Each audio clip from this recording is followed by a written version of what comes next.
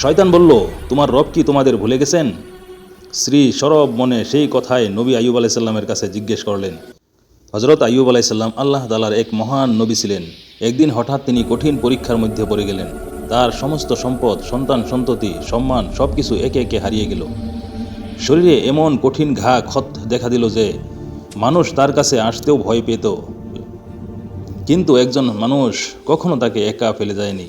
তিনি ছিলেন তার বিশ্বস্ত ও ধৈর্যশীলা স্ত্রী।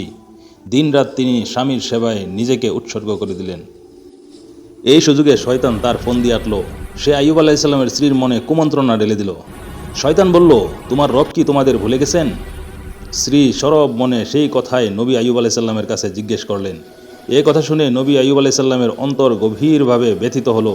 তিনি বললেন, যখন আমি সুস্থ হয়ে উঠব আমি তোমাকে 100 বেত্রাঘাত করব। বছরের পর বছর কষ্ট সহ্য করার পর অবশেষে আল্লাহ তাআলা তার প্রতি রহমত করলেন। মাটির নিচ থেকে একটি ঝর্ণা ফেটে বেরিয়ে এলো। নবী আইয়ুব আলাইসাল্লাম সেই পানি দিয়ে গোসল করলেন এবং সঙ্গে সঙ্গে শরীরের সব ঘা ক্ষত দূর হয়ে গেল। তিনি সম্পূর্ণ সুস্থ হয়ে উঠলেন। আল্লাহ তার হারানো সমস্ত নিয়ামত পুনরায় ফিরিয়ে দিলেন। এখন প্রতিশ্রুতি পূরণের সময় এলো, কিন্তু সেই স্ত্রী তো ছিল ধৈর্য ও বিশ্বস্ততার এক অনন্য উদাহরণ। তখন আল্লাহ তাআলা হুকুম দিলেন, 100টি তৃণ একত্র করে একসাথে একবার আঘাত করো। এতে তোমার মানত পূরণ হবে এবং তোমার স্ত্রীর উপর রহমত থাকবে।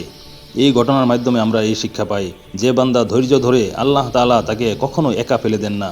পরীক্ষা যত কঠিনই হোক না কেন, তার পরিণতি সবসময় রহমত ও বরকতে ভরা হয়।